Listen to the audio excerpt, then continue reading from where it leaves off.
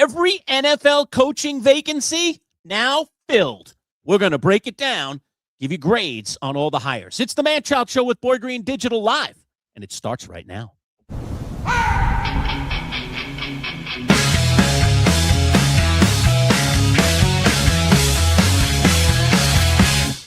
Let's go! It's time for the talk to you. Cause when it comes to sport, it's always coming to. And Boy Green is always on the scene. And we're gonna always bring it to you live streaming. So get ready, ready. Get ready, cause here they come. All right, welcome aboard, everybody. Happy Monday. Manchild Show with Boy Green Digital. It is Super Bowl week. The best teams, theoretically, in the NFL. I don't know if a lot of people would agree with that. Facing off in the Super Bowl in lovely Santa Clara, California. I've been out that way, by the way, Boy Green. I have not been to the Niners Stadium, which is newish. I know it's not that new, but it's newish. I guess I haven't been out there since then. But nonetheless, it is a beautiful place to play football, and it's going to be a fantastic Super Bowl. You and I both on the side of the Seattle Seahawks, not big on New England, getting back and getting themselves another ring at this point. But, man, they've had a heck of a season, and they are dealing this week with a little injury to their quarterback. Maybe we can talk about that a little bit later in the show. But the focus of today's show, Boy Green, is NFL hires, other than the Raiders, who have not made it official, but all signs are clearly pointing that it's going to be Clint Kubiak, the offensive coordinator of the Seattle Seahawks, that is going to be named their head coach. They can't do that yet until we get past the Super Bowl. So we might see that Monday or that Tuesday, bing, the last job is filled. But we saw 10 jobs. That's a third of the league nearly, Boy Green, available at the end of the season when it was all said and done. Some of them were dropped on Black Monday. Some of them were dropped before Black Monday. And some were drafted, dare I say, after Black Monday. So across the board, we saw teams making decisions about the urgency to get themselves to the next level, whether that's to a Super Bowl, whether that's back to the playoffs, whether that's out of purgatory, where some of them might live and breathe. So I thought, why not on this day, early Super Bowl week, let's look at those hires and let's grade them 1 to 10 and have a little discussion about who did well and who guffed it up again and is headed towards Loserville one more time. Boy Green, by the way, good morning. How are you, sir? Yeah, good morning. So first off, two things here. Shout out to our number one Austrian Jets fan with 5 Boy Green Coffee Club memberships, baby. Booyah!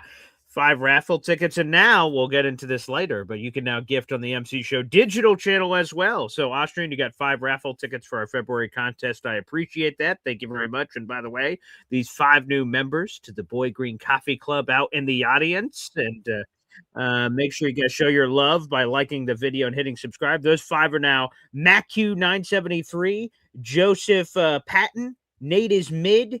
We got Edna Mode, and also Wild Chew. You guys are all now members of Boy Green Coffee Club. Again, you guys can now do that. And by the way, those first 5 on the way to their homes right now, Boy Green, probably arriving within the next couple of days, are these beautiful pint glasses.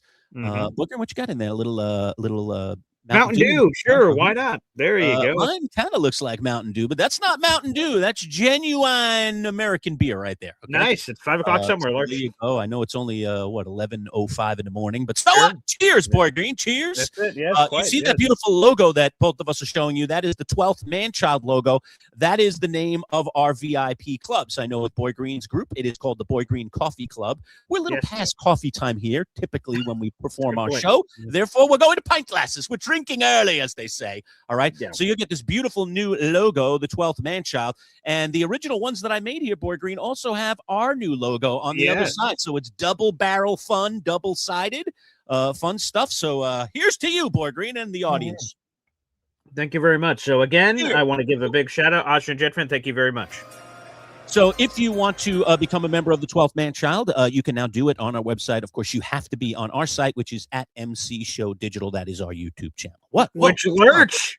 We have 5 MC Show Digital memberships that were just given away by our number one Austrian Jet fan. So Lurch. And I just a quick little side story before you comment on this.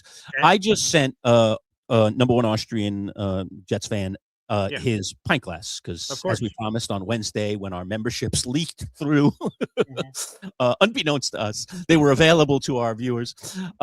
We knew that they were there, but we didn't know that you were going to be able to click on them, that you would find them. You people are way smarter than us, way smarter than us. Definitely. And so we were like, all right, okay, we got to tell everybody about this stuff. We just wanted to wait till today to do it for various reasons. But anyway, long story short, I mailed out, I've become package central here, and I mailed out to each of the first 5 people that jumped in on our new memberships a pint glass. And with those logos, as you just saw.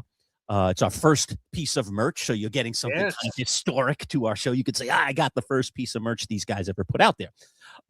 And one of the recipients was indeed number 1 Austrian Jet fans, who was number 1, jumped in number 1, became the very first person. He gifted 5 memberships to 5 of his buddies, and he got the pint glass. Yeah. So I have not, in recent days anyway, mailed anything all the way to Austria. As you know, I am German on both sides of my family, and I actually have many, many relatives in Germany. Different members of my family, some of my nieces, my nephews, my brothers and sisters, have recently, or in the last, say, 7 to 8 years, gone over to Germany and visited with those areas of my family, Awesome. Distant relatives, so to speak, or ones that we never get to see because they're all the way in Germany here and we're all the way in New York. Sure. So I am definitely, it's not even a bucket list thing. It's a must thing for me that I'm going to go over and visit the family at some point. It's just going to take a little bit of setup. Sure. A trip overseas is never finances. a thing. It finances, the logistics. You got to find time when you can do it. We're rather busy people. That makes it more difficult. As you know, I'm a college professor on top of my job here at MC Show Digital. So, I got to work around my teaching schedule. So it limits when I can travel, especially if I'm going to go to Germany. I'm going for a few weeks. I'm not going. Yeah, there you go. Sure. So anyway, so I had to put this package together to send to Austria. Number 1 Austrian Jets fan. In case you didn't know, folks, he lives in Austria. That is true. I can confirm. So, he sent us obviously his information, and I packaged it up, and then I went down to the post office to say, all right, I got to send this package over to Austria, and it was quite an interesting process that you go through. Things obviously that go overseas have to go through customs, and there's some additional fees and so on and so forth. But it was cool, like, just to know that glass right now is probably either on a boat or a plane right now. It's heading, probably a plane. I don't know if it went on a boat. Maybe. This little box, with the pint glass, it's on its way to Austria. And I think I'll have to double check it, but I think, you know how you get like approximate arrival. Yes. I think Austrian's going to get it this week. I think that's what it said on the, on the label or whatever you want to call it, that, that tells you when they expect it to arrive. Sure. So, but for all of you who got those first 5 free, I give away 5 pint glasses to the first 5 members.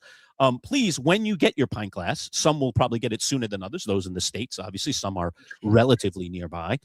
In New York State, I know I mailed at least one out to New York State, so that's going to get there probably in a couple days. Fill your pint glass up, as I have this morning, with perhaps your favorite beverage, whether it's Mountain Dew or whether indeed is beer. Take a picture. And take a picture, please. Drinking out of our glass, or hanging with our glass, or our glass on the shelf behind you or something. Yeah. But we want you to share those fun moments, because this is kind of cool. We created merch. It's our first merch, so we're kind of jazzed and excited about it, and we hope you are as well. So all right, Lurch, I need you to break the champagne glass here. So because you sort of mentioned it, that we're doing a brand new thing here. You may notice that the setup looks a little different. Our presenting sponsor is right there, which is Northeast Roofing Professionals, which is terrific. We have new sponsors in the corner, brand new logo above my head. So there's a lot of new around here. And one of the other news is, Lurch, is that you will see, you just heard it a minute ago, right? Every time a Boy Green Coffee Club membership gets gifted, you hear this. Draft time, you love that. You love the draft. You're a draft. Makes a lot of sense. Draft nut, almost insanely into the draft. I've known this about you for years and years and years. You have forced me into this genre of having to look more deeply. I don't think I'll ever be as deep as you are when it comes to all things draft, but certainly you have raised my level of interest and my level of knowledge in the NFL draft and what it's all about, and so on and so forth. And by the way, Boy Green, I don't want to put the cart before the horse here. Okay. Because we got to see what April will bring. But as you know, the NFL draft is in Pittsburgh this coming year. It is.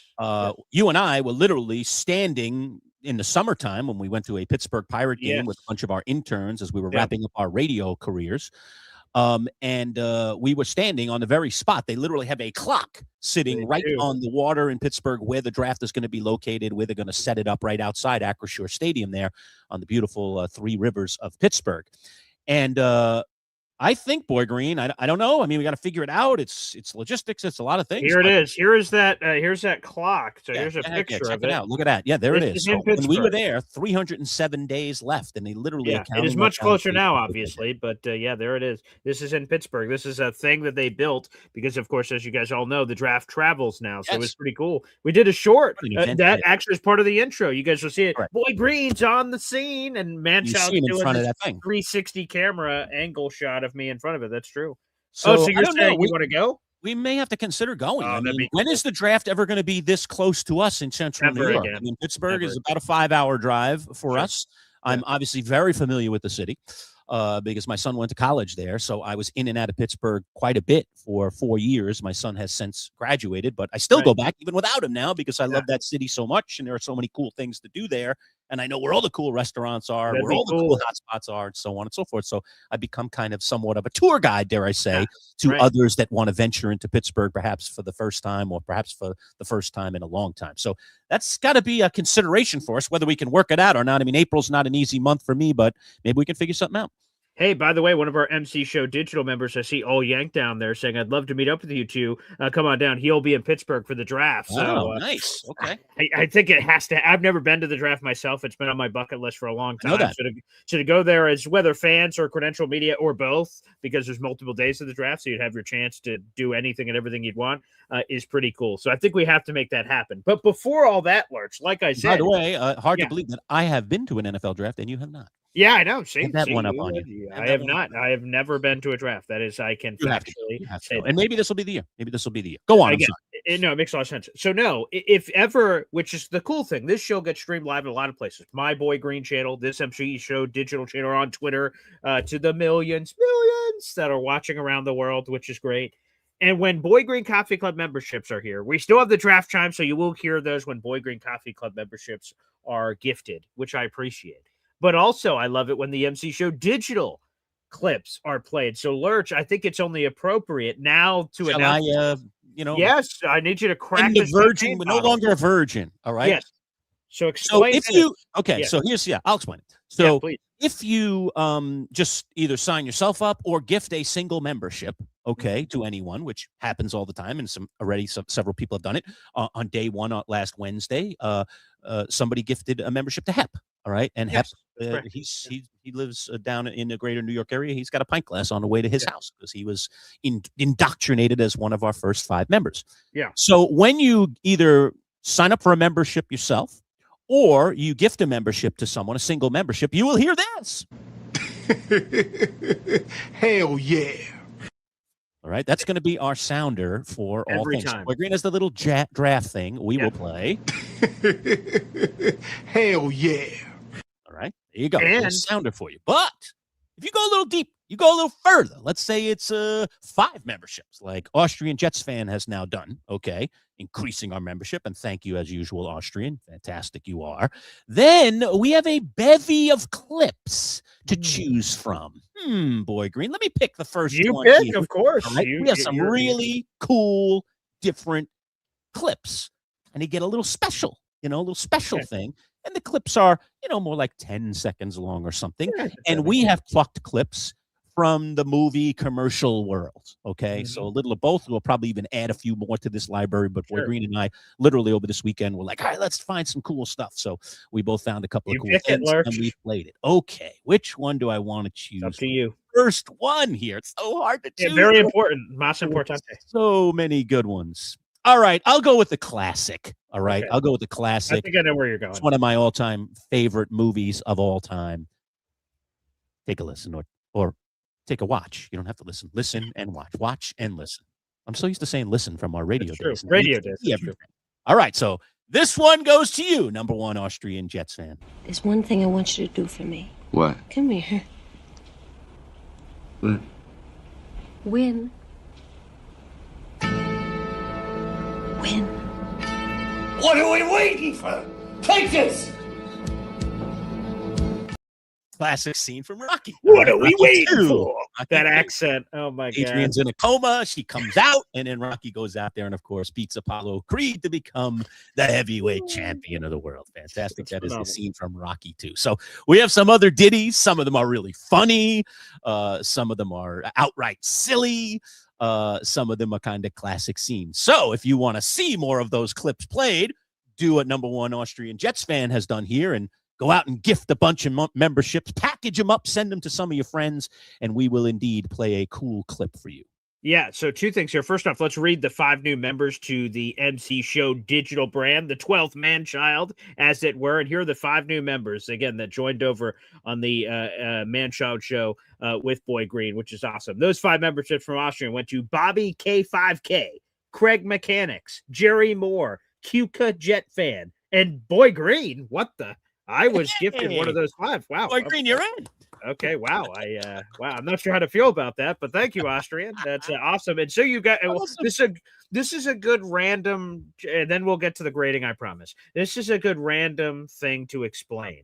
When you give to memberships out to the universe, as Austrian has did, he does not get to pick 5 of our nearly 600 subscribers. Say, I want this one, this one, this one, this one. It's random. However, it goes to the most active participants in our channel. They are more likely to receive the membership. Wow. So if you comment a lot, if you like the videos, if you share the videos out, YouTube's algorithm keeps track of those benefits, people that are That's most active, awesome. and they are the most likely to be gifted. Now, you guys in the universe can just, which, says, Old Yank says, BG must be pretty active. You must be pretty active. I'm active every day on it, so I guess that counts. But you guys can all punch your own tickets in. You don't have to wait to be gifted if you don't want. But if you do, just if you are very active, that's a very huge part of our show too, which we really appreciate as the subscribers continue to grow. So this is awesome. Thank you, Austrian, for those 5 memberships, both to the Boy Green Coffee Club and also to MC Show Digital. The support means the world, everybody. So thank you. As we have over 100 people here in the room,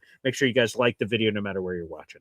All right. I know we wanted to get into this coaching thing. Before we do, though, since we're on this, let's just finish the job, and then we can get into our sports content here of the show. Yeah. So we have membership available. Yes. But here's the whole blanket. Here's the whole buffet table, so to speak, so that you know what it is you're getting into and what it is that you reap when you join our channel. We created just for the sake of making it more interesting for some people who want to participate in an even higher level, levels of membership. I know recently, Boy Green, you just expanded to 2 levels for a long time. You just had a 1-level membership. It was just join Boy Green Coffee Club. Now you have the Espresso Club. That was a lot of fun. We did our first live show over the weekend, Lurch. Did you hear how long it was? No, how long was it? Okay, so I'll give you a chance I'm again. not surprised. I won't be surprised by anything. So again, the Espresso Club, the biggest perk of the Espresso Club is once a month, we do a live private show that the public can't see. Yep. Right. The Boy Green Coffee Club can't even see it. You have to be an Espresso Club level member to watch and participate, call in, interact, everything. And so we did our first one. And my fiance, before she went to bed, I said, I'm going to do this thing on Saturday night. She said, how long do you think it's going to be? I'm like, no idea. It could be the shortest thing or longest thing. I have no idea because it's only 20 people. It's only whoever's in the club. So that's all it's open to. So I said, I have no idea. So Lurch, take a guess. The first ever meeting over the weekend. How long do you think that show was? 3 hours, I bet. You guys go so long. I know you've had some shows recently in your morning that are going over 2 hours, 2.5 hours. So 3 hours is my guess. Maybe I'm going crazy, but that's what I'm saying. 4.5 hours. Yeah, I'm not surprised. I knew it. I knew I was going low. I mean, and it was crazy. I'm like 4.5 hours, but we talked about everything, family, all this stuff. So anywho, the only reason I bring it up is that those kind of sidebar meetings, if you want to call them exclusive meetings, that you get for participating and supporting the channel. This is really all about support. Right. It's not some kind of greed thing. It's about support. Like, in order for people like us to do the things that we do, I mean, there are a lot of expenses. There are things that we have to pay for, which is why you see these wonderful sponsors above us, as Boy Green mentioned earlier, Northeast Roofing Professionals. They just joined us as a presenting sponsor. So thank you so much. They do roofs right here in the central New York area, particularly in DeWitt and Fayetteville. So if you own a home in either of those 2 areas or the surrounding areas there of DeWitt and Fayetteville, please give our friends at Northeast Roofing Professionals a call. Fantastic stuff too with that is you may say, hey, we're in the throes of winter. Nobody's doing anything on my roof. You know what? This is when you schedule for spring and summer because these roofing companies can get very busy. So you want to reach out to Northeast Roofing Professionals now if you're thinking about, getting something done during the good weather here in central New York, the warm weather, dare I say. This is when you want to reach out. This is the time of year. So our friends at Northeast Roofing Professionals, we'll tell you a little bit more about them a little bit later in the show. We have a spot that we're going to play that you can see for 30 seconds and get all their information. And as Boy Green mentioned, we've got some new sponsors now up in the corner, if I can. Yeah, above your head. Up in the corner above my head. Of course, we still have wonderful sponsors in Bayberry and Box Drop and Cams, but now we have added some other sponsors. We've added a couple of florists. You see one of them right there, St. Agnes Florist, and you'll see some others popping up as well. One of today's co-sponsors is Creative Florist. They are a wonderful florist in Liverpool, New York. And guess what's coming up, Boy Green?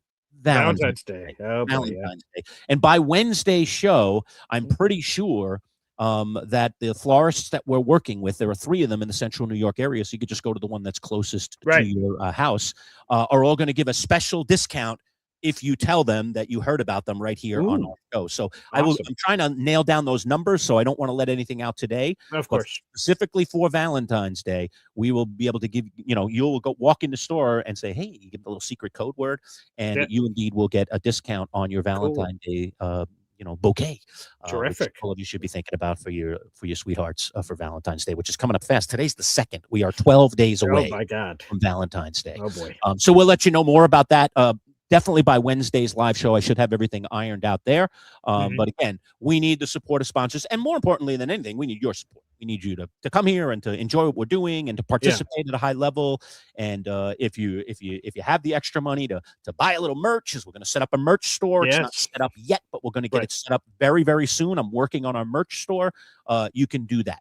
Okay, memberships and levels. So Boy Green has 2 levels. We decided let's go bigger. Let's create 3 levels, and you can see with each of the levels what are the things that are included. Boy Green, you know about all this stuff intricately because you've been doing this for a long time. So why don't you just walk us through the various things, and I'll chime in where necessary.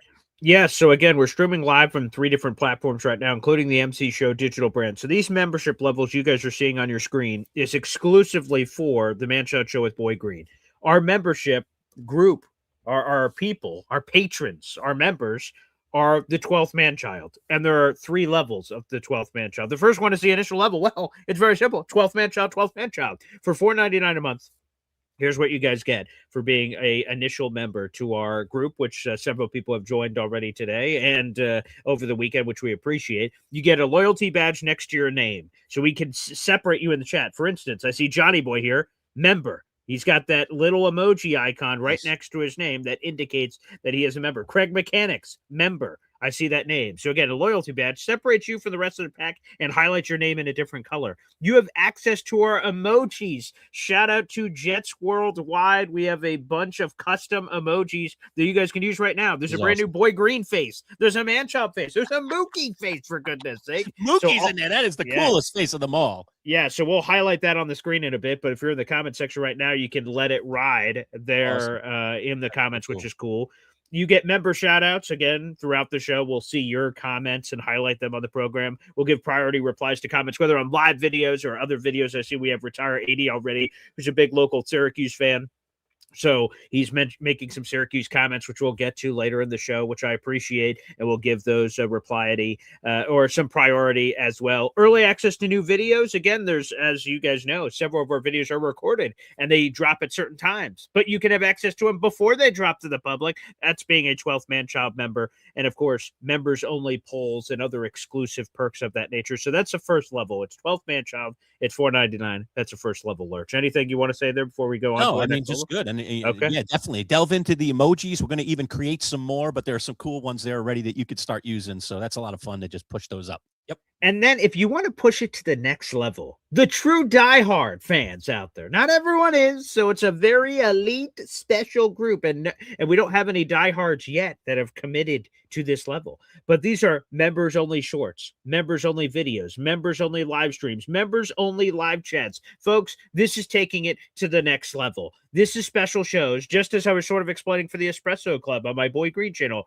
This is the membership level for you. It'll be intimate conversations that we have, and it could be about sports. It could be about life. It could be about anything. Career advice. Lurch has a very long history in both TV and radio that you can pluck his brain about and things of that nature. So I'm very much looking forward to that next level of content when people join that diehard level, which is $9.99 a month. You get those kind of exclusive perks, which are very cool. So I can't wait to do more shows like that. Hell, like I said, I just had my first one over the weekend, and it was magical, and I just loved the response coming out of it. So many people just said, wow, that felt special, that felt different, and I'm glad that that's the impact that it had. And then finally, if you want to push all your chips in the middle of the table, this is the elite of the elite. Hell, in the Pro Football Hall of Fame, there's less than 400 people on the planet that have a gold jacket. So if you want an MC show, we should have included a gold jacket at this. We probably should have. Yes. A 12th MC jacket. There is the Hall of Famers level, which is $19.99. You get exclusive membership in our fantasy football league. We're going to create a custom 12th Manchild fantasy football league that all of you out in the audience can be a part of if you join the Hall of Fame level, which is $19.99. We'll follow you on social media. You'll get exclusive behind-the-scenes updates on our entire podcasting journey here of photos and status updates. You will get discount on the merch that Lurch said earlier that he's working on. My store together, yep. Yep. Again, I see Iowa Jetson here saying merch for Lurch, merch from Lurch. You know, there's a lot of possibilities there for sure. That's all in there. And a Hall of Fame merch package. So, man, there's going to be and of course, I didn't mention this, but every level you go to, diehards, Hall of Famers, you get all of the previous pluses as well, the perks. Mm-hmm. So if you're a diehard, you also get loyalty badge, emoji, member shout out, all those things. So every level you go up, you get everything from before and everything whatever plus, that current level is. So everything again, plus. 3 levels. It's pretty cool. And this is officially launched today. Yeah. And ideally what we'd like to do is we want to get a 12-team fantasy football team together. So if we get 10 people at the Hall of Fame level, Boy Green and I will join you, and we will create an exclusive Man-Child Show with Boy Green digital-only fantasy football league. It'll be a special fantasy football league just for Hall of Fame members, and me and Paul will join you, and you will compete against us just like we do with our other fantasy leagues that we started and created when we were in the radio world and still continue to do today. So this will be an exclusive fantasy football league. And what a cool thing, some of those folks might join us, say, in these member only live streams like the one you had over the weekend. Sure. And then we can talk fantasy football in the crowd. Oh yes, so that'll be really cool. So it's a guaranteed entrance into our fantasy football league if you are one of the first 10 who jump into the Hall of Famers level. Okay, so yes. Again, if you can afford it, not asking you to empty your pockets for sure, but if you're somebody who can afford it and wants to be part of that at that highest level, then join our Hall of Fame level. So there you go. It's all spilled out now. It's all on the table, Boy Green. So pick your level that fits you, but you're going to get good benefits any way you can. Mm-hmm. And like I said, I'm working on putting together a merch store that we can use so that I don't have to be shipping Lurch as I have been for the last week in sending out things to people. I'd like to get somebody professional to handle that so that I don't have to worry about it and I can focus on other things that our channel is up to, like the content, perhaps, and things of that nature. So thanks everybody for your support to this point. We wouldn't be able to even create this stuff without you. So all honor, all homage goes to you guys for supporting us, but we still want to grow even further. So tell your friends, give away, gift some memberships out there, have some fun with it. It's all designed to be fun, and engaging and to create this wonderful, wonderful community, that we've only been at for a little over 6 months. So, I mean, our community is still very small and is still very new, but we hope, in another year, 2 years, 3 years, we're just going to have a really, really cool community, and we'll do some events like Boy Green does. We'll do some tailgating at some football games, or find some cool events that we can join together and literally meet each other and stand on the same ground and so on and so forth. But in the meantime, virtual is our world, and you can meet us in the virtual space. And some of those memberships include exclusive virtual access to us, which will be a lot of fun as we get this rolling. So again, thanks for your support. Go ahead, BG. All right, Lurch, before we get into the actual content that we have here, should we regroup, take a quick time out and sort of regroup and breathe before we dive into the full report card? That sounds wonderful. That sounds absolutely wonderful. Today's broadcast brought to you presented, I should say, by Northeast Roofing Professionals. They are our new presenting sponsorship, so you will hear us talking about Northeast Roofing quite a bit. And the folks at Creative Florist, I just saw them pop up there in the screen, getting ready for Valentine's Day. So we'll step away real quick. We'll show you a little 30 seconds from each of those two businesses. We'll come back, and we're going to talk about these NFL coaching hires, rate them from top to bottom. It's going to be a lot of fun. Stick around. Manchild Show with Boy Green Digital. We're live here on a Monday. Finding the right local roofing company can be tricky. You don't want to hire the wrong roofers, or you could end up spending a fortune on repairs. The pros at Northeast Roofing Professionals can ensure your home is protected by a strong and sturdy roof. Locally owned and operated, over 30 years experience, free estimates, and competitively priced. Don't settle for an inexperienced roofing contractor. Turn to Northeast Roofing Professionals. Discounts for military and first responders. Reach out and let them put a sturdy roof over your head. NERPCNY.com. NERPCNY.com.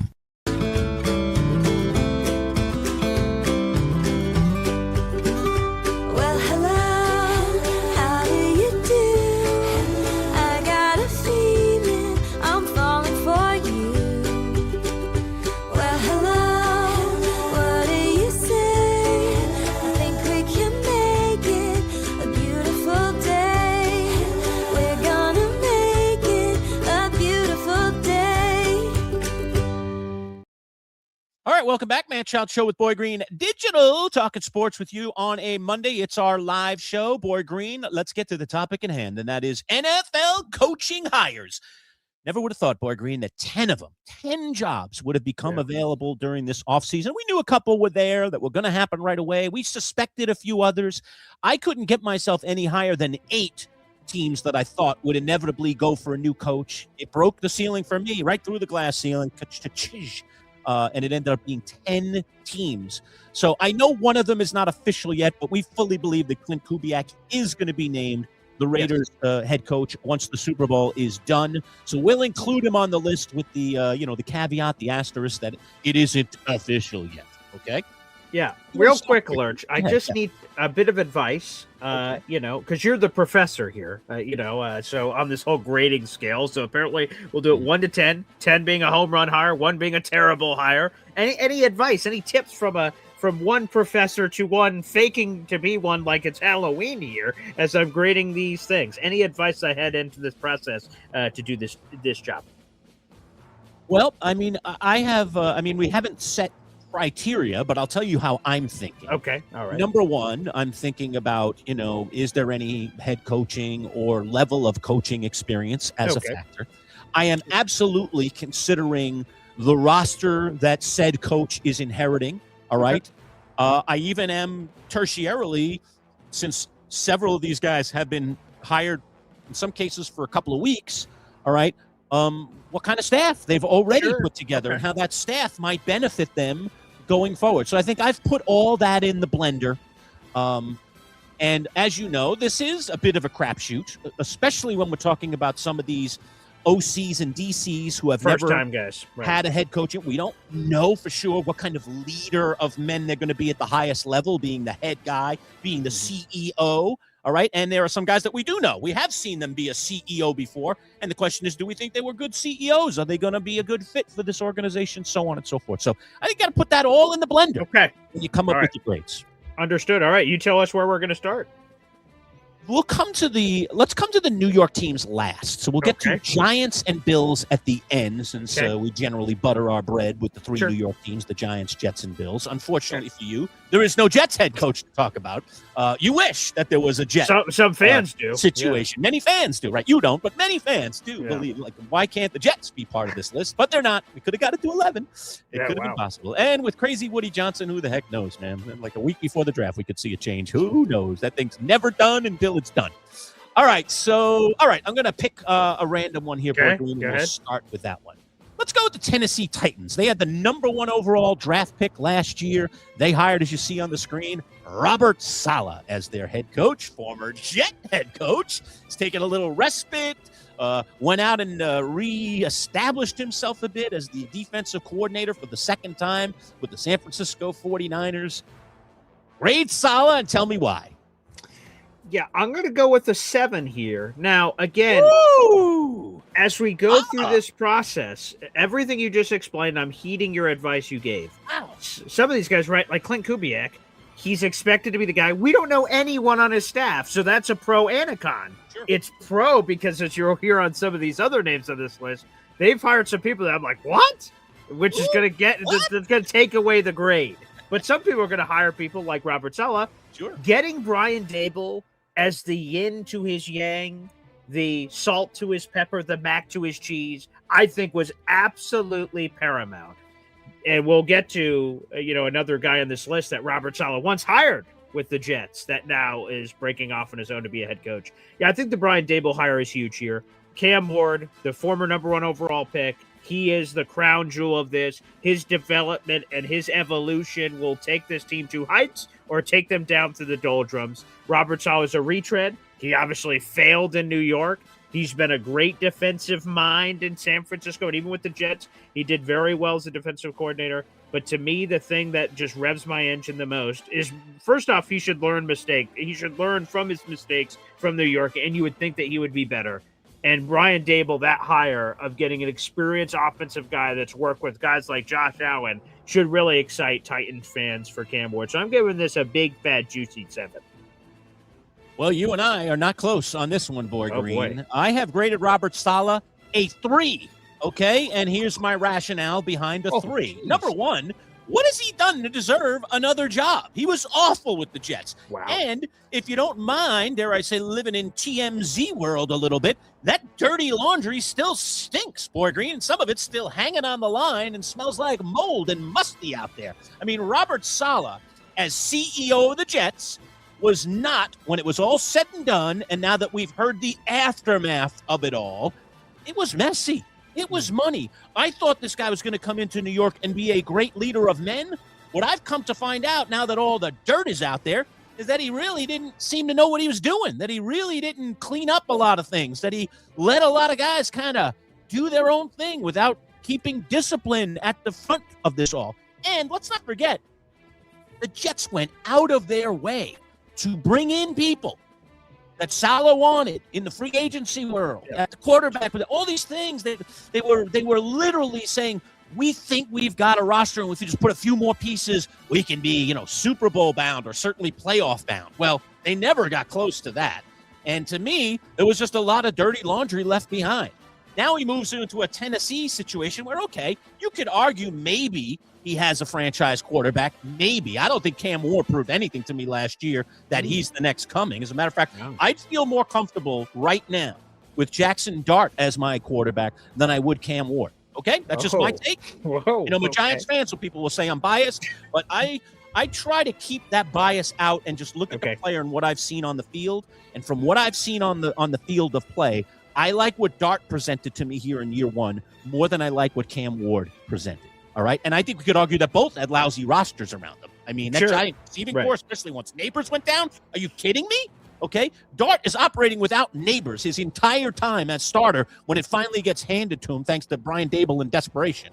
All right. And I thought he did a pretty darn good job, even though it didn't amount to a lot of wins. So I just think Saleh's got a tough road there in Tennessee. He didn't show me anything with the Jets. So is he going to be successful? I could be dead wrong because these things are all a bit of a crapshoot, but I just don't see it in Tennessee. So Robert Saleh for me, 1, 2, 3. So first thing, for folks, you can grade it however you want in the audience, but just to reiterate our grading scale, we're going to be doing it on a scale of 1 to 10, not A plus B, C, D, E, F. But you guys can rate it however you want, and I love that you guys are doing this live with us. Manchild, you're an idiot. Boy Green, you're an idiot. I love it. So keep the live commentary going. That's terrific. I'll just follow up here on Saleh and just say, the market in Tennessee should be a lot quieter than the market in New York in terms of what he was facing, and apparently that constant New York front page radio shows and everything got to Robert Saleh. I hope it doesn't get to him as much in Tennessee. So the pressure gets to a guy in a big market, and you say, well, here, now he'll be in a little market, therefore the pressure will be. There's pressure everywhere, by the way. Sure. Okay? So for all those reasons, I think I'm on the mark, actually, with Saleh. You got him for a 7, you said? Wow. Yeah. That's woohoo. There aren't even going to be that many guys on my list that make it all the way to 7. Wow, you must really hate Brian Dable. You don't like the Brian Dable combination hire? That's huge. No, I really don't. Wow. Oof. Okay. Next. Brian Dable showed me very little as Giants head coach, and very much like Saleh, left a mess behind to be cleaned up. And hopefully Sheriff Harbaugh We'll get it done. We'll get to that later. Yeah. A little bit later. All right, let's jump to the next one, Boy Green. How about the Ravens? Okay, so the Ravens lose John Harbaugh, and they jump in with Jesse Minter, the DC, who spent some time with Jim Harbaugh, the brother, at Michigan, and then came to the pros and has been sharing some space out there as the defensive coordinator of the LA Chargers. Minter was a guy when there weren't the Stefanskis and the Harbaughs available, and the Giants, of course, were one of the first teams to be out there looking for a coach because they let go of Brian Dable midstream, that I was like, defensive guy would be maybe a nice change here for the Giants, considering where we've been recently. Minter seems to have a nice pedigree. I think either Harbaugh brother are pretty good developing coaches, so maybe he could be ripe for a job. And I was kind of, dare I say, lukewarm at the idea that if the Giants did pull the trigger and hire Jesse Minter, that I would have been okay with it. Would I have been thrilled? No, but I would have been okay with it. So that's kind of where I stand. In terms of grade, Boy Green, because, as I said, I would have been lukewarm if he was hired by the Giants. I think I got to look at him the same way with the Ravens. He does inherit a really good roster. He's got to make sure he puts a nice OC as a complimentary guy alongside him to make sure that they keep Lamar Jackson in the mix. Have they hired an OC yet? They did. Declan Doyle. That's right. I saw that over the weekend. Yeah, he's 29 years of age. He's the same age as Lamar Jackson, but he comes from the Bears and Ben Johnson, where he did great work with Caleb Williams last year. Yeah. So, yes, Declan Doyle has been hired. That sounds like a scary hire. Number one, insanely young and lacking experience. Number two, wasn't calling the plays, because we all know Ben Johnson, just like Mike McVay, calls the plays for their teams. So I don't love that either. You got a guy that hasn't been a play caller at the highest level, and he's 29. Yes. All right, Jesse Minter rolling the dice, but just on his pedigree primarily, I'm going to go with a 6 for Jesse Minter as a hire of the Ravens. Where do you stand on Jesse Minter? So Jesse's an interesting guy. We heard a little bit about him last year. He's 42 years of age. He's been coaching football for 20 years.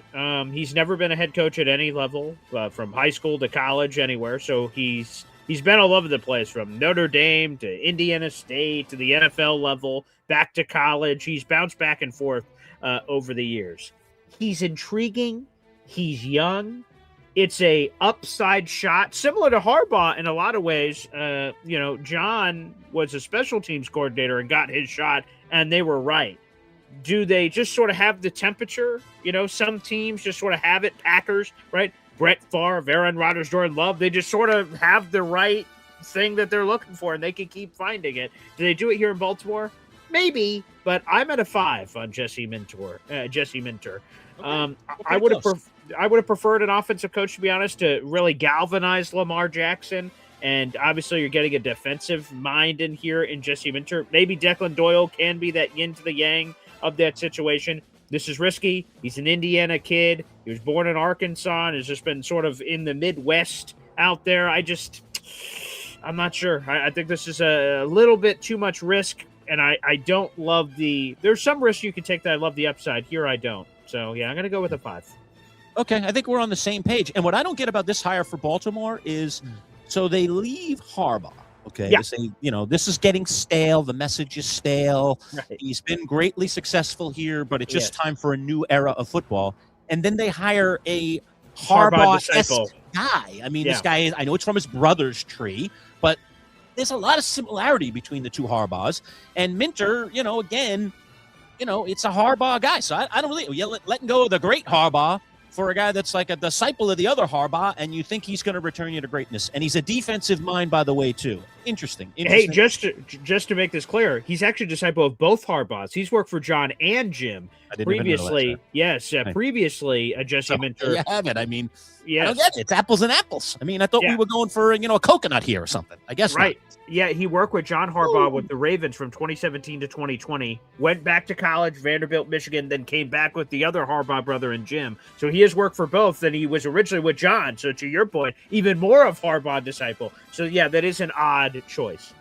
All right, let's go next to the Miami Dolphins, Boy Green. They hired themselves a new coach. I told you they were going to let go of what's McDaniels, and they finally did. They waited it out.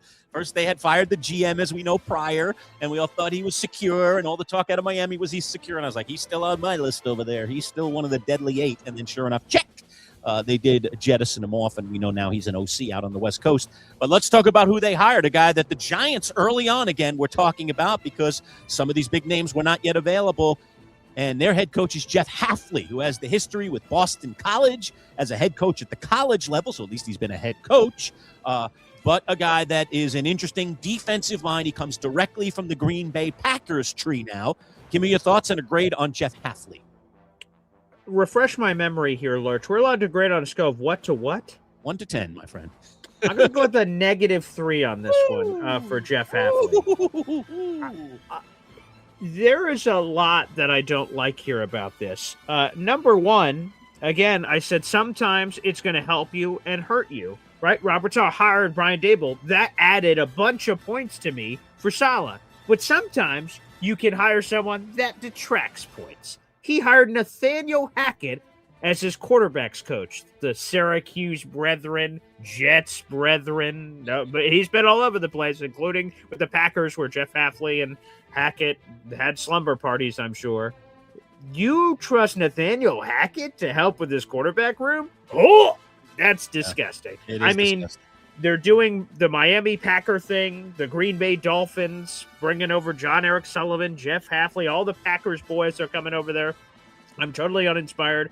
I couldn't believe when Jeff Hafley, like in the middle of the night, left Boston College and jumped to the NFL level. 2 years later, he's immediately an NFL head coach. Like, I don't know, man. I know he's 46. He's been coaching a long time, but that's sort of like seismic, just boop, boop, boop, boop, jump from.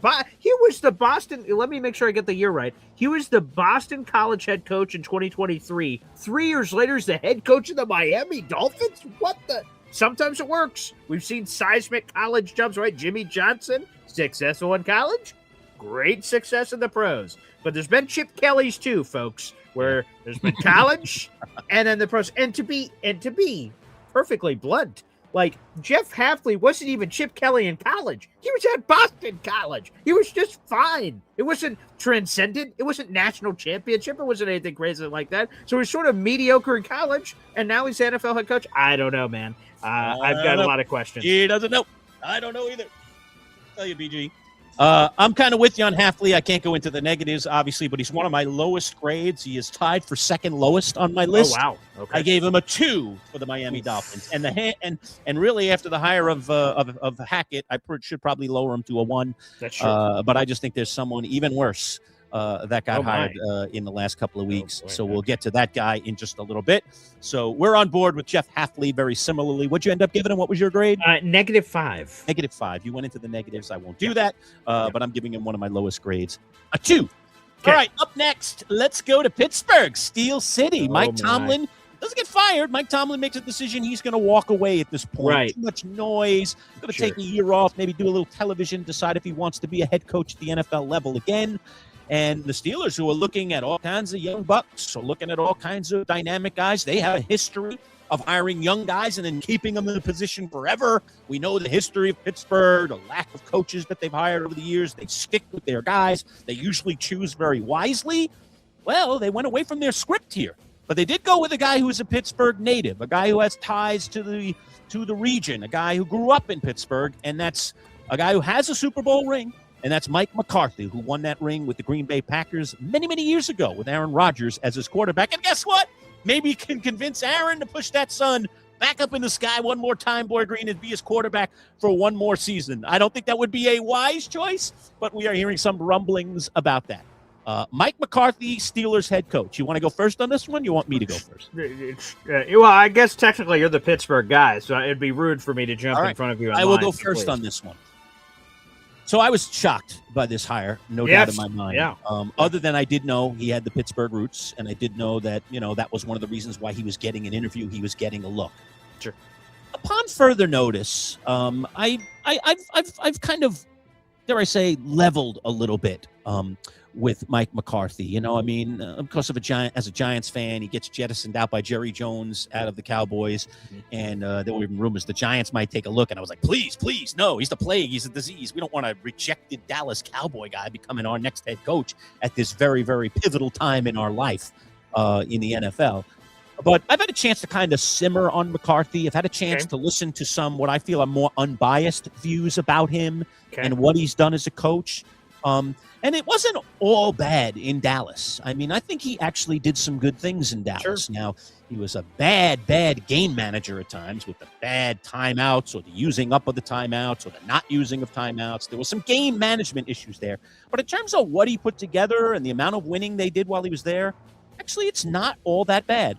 So I'm going to go right down the middle on this one, Boy Green. The Steelers are a good organization, but I just don't know if McCarthy's still got it. But I'm going to give him the benefit of the doubt. He's got a ring on one of those fingers. I'm going to say Mike McCarthy is a 5 as a head coach of the Pittsburgh Steelers. Where do you stand? Hey, by the way, I'll highlight this as we're going through it and make sure in the comments section, you guys let us know your grades, what you would do, whether it's A plus B, A, B, C, D, E, or F, G, H, I, J, K, L, M, N, O, P. If it's one of those or a number, I'll highlight them. Jets Johnny says Mike is a 3. Okay, I think that's fair. You could go that low with a guy like Mike McCarthy. That kid did it. It's a 5 for me on Mike. Okay, there you go. Me and that kid are exactly on the same page. Yeah, I would say this on McCarthy as I'm spitting out my grade here. This surprised me. Same as you. Like, if you look at Pittsburgh's history, they've taken young defensive guys. So they took an old offensive guy. Like, it was just a zig to their zag that they have never done before. But to be candid, they've had 3 head coaches in 75 years. So there's not a lot of track record or sample size to sort of judge what they're looking for. I'm going to be honest. I can't believe I'm saying this, but I'm giving Mike McCarthy an 8. Wow, there Boy with the Green, Pittsburgh out of the ballpark for McCarthy. Wow. And I'm going to be honest, it surprises me that I even say that because, on Mike McCarthy. Hold on, I need to have another sip of my beer. Yeah, there you go. Obviously, that only makes sense. Yeah, he's 62 years old. Did you just say 8 for Mike McCarthy? I did. It's sort of. How can you not be touched about the story? And he got emotional talking about it as an introductory press conference. He was born in Pittsburgh, Pennsylvania. He went to high school in Homestead, Pennsylvania. Like, his father owned a bar in Pittsburgh. New York roots. I wouldn't have been screaming from the rooftops that he's an 8 for my Giants if they hired him. I think that Mike McCarthy, if you look at the stats, is one of the most disrespected coaches out there. Like, look at these numbers that Mike McCarthy has. He has a Super Bowl ring. He has a 600 winning percentage as a coach. In the playoffs, he's won 11 playoff games in his career. You look at all the Nuggets, you compare that to John Harbaugh, their resumes are very similar. 600 winning percentage, Super Bowl ring on their finger, but for some reason, we perceive Harbaugh in one way, we perceive McCarthy in another. Why? I'm not sure. He's won multiple 12-win seasons. He's had a ton of success. I'm not sure why we all look at him sideways, but I have to stop looking at him sideways and say, hey, let's see what's going to happen here in Pittsburgh. He's a Pittsburgh guy through his roots. They're going to give him time. Look at every other coach. This isn't like they're going to hire McCarthy and fire him tomorrow. They're a committed, loyal organization. And will they be this time around? He's got no QB, Paul. He's got Aaron Rodgers is coming back. I think Aaron Rodgers is coming back. Who cares? It's like having no QB. I mean, well, you need a plan. There's no question, right? They have Will Howard, who was a 6th-round pick, and he's okay out of Ohio State, but, I mean, they need a long-term answer. They'd have to get lucky in the draft, They'd have to get lucky. And they pick late all the time, so it's very difficult to get lucky. So, yeah, I don't know. I don't know what got into me, but, yeah, I'm going to go with an 8 here. Yeah, I think he's a fairly safe pick for the Steelers. Sure, that's a good. But I am concerned about what kind of roster he's going to have. Although I will say that the Steelers are a great organization and they usually figure it out. So let's see if they keep figuring it out. Yeah, there you go. There you go. Keep it simple. Says exactly right. McCarthy's the safe pick. Uninspiring. She'll go to the prom with you, but you can't get her to the hotel. Wow, I love that's that. Great one. Good one. Keep it simple. Very nice. Very nice. Good analyzation. All right, Boy Green, off of McCarthy, and let's go to the Cardinals, the Arizona Cardinals. Oh, my goodness. Oh, it's your boy. Yes, Head coach Mikey. Mike LaFleur, once offensive coordinator of the New York Jets. Boy Green, I'll let you go first on this one. Again, the same thing that, 3 years ago, he gets fired. 3 years later, he's the head coach of the Arizona Cardinals. What in the name of everything that's holy? I mean, this is stunning. Now, I heard from Connor Hughes like 2 weeks ago that Mike LaFleur was the leading candidate, but I guess I didn't take it seriously. And then as they were waiting, it sounded like the Cardinals wanted Clint Kubiak. And when Kubiak chose the Raiders, the Cardinals went, oh, we got to pivot to Mike LaFleur. He was always the guy. he obviously has a great last name. His older brother, Matt LaFleur, is a wildly successful coach with the Green Bay Packers. They're swinging for upside. This guy's 38 years old. Like, he's just such a young buck. It's an upside swing. It's an offensive league. Boy, I'm going to have to go with a 3 on this one. Speaking of no quarterback, they're going to have to eat Kyler Murray's contract. Jacoby Brissett, who knows if he's a fit with Mike LaFleur. Maybe he tries to go get Jimmy Garoppolo with the Rams, who's his backup, but that's not inspiring. So the roster's a mess. Mike LaFleur is a young guppy. We'll see how much time they give him to sort of figure out being an NFL head coach before. Man, very risky, and I'm not sure I would have made that risk. So, I'm going to go with a 3. 3. Okay. Boy Green, he is numero uno on my lowest. I was about to say, wow. Oh, my goodness. Mike LaFleur for me is a 1. I think this is a higher based on a last name.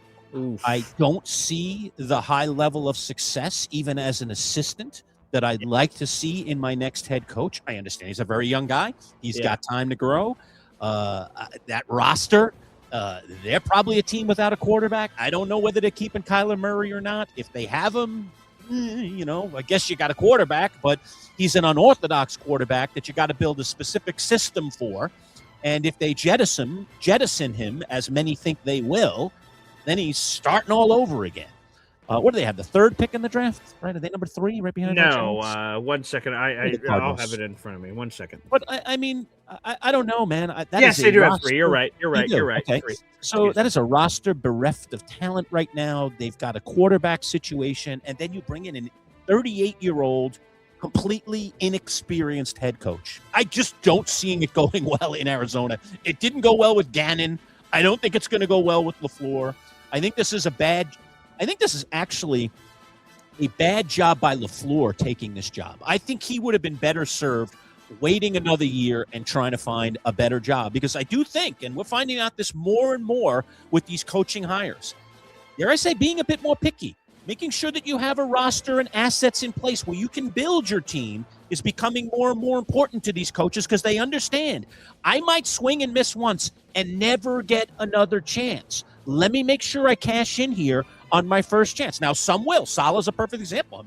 Didn't go well, and they gave him another chance right away. I don't know why he's getting that chance so quickly, but he is. He's done something out there to impress some of the owners out there in terms of what he can offer as a head coach.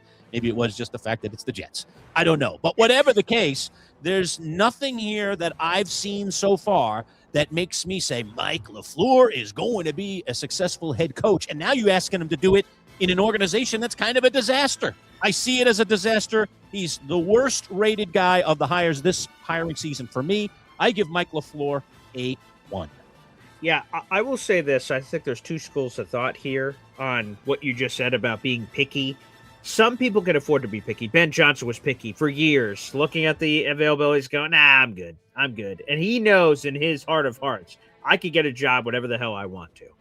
And there are others that are like, I don't know if I'm ever getting a shot. We'll get to another guy on this list that took the Cleveland Browns job that I think he thought to himself, this is my only chance to be a head coach, so I will do it. Like, LaFleur has the last name, so that helps. He's an offensive guy.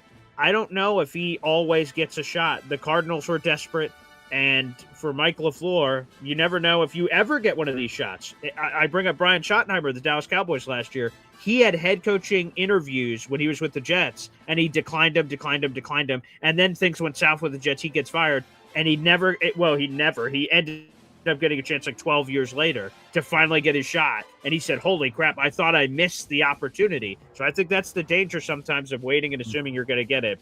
And by the way, someone else asked earlier in the chat, let me just throw this up here on the chin.